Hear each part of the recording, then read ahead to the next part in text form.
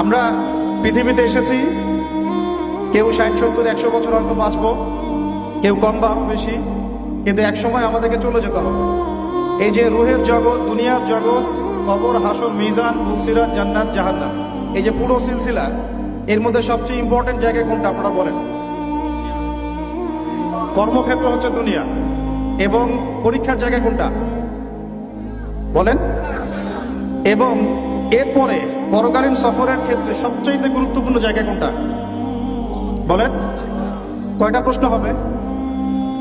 3টা নিয়ে আলাদা আলাদা লেকচার দরকার। আমি একটা প্রশ্ন শুধু বলছি, মা দিনুক, মা দিনুক। এই দিনের প্রকৃত ব্যাখ্যা আজকে বাংলার মানুষ বুঝতে ব্যর্থ। এই দিনের প্রকৃত ব্যাখ্যা আজকে আমাদের সবার আগে বুঝতে হবে, তারপরে আমরা এই আলোচনায় যাব যে দিন আমরা কায়েম করব কিভাবে। দুটো বিষয়, দিন কি, এর আসলে মৌলিক ব্যাখ্যা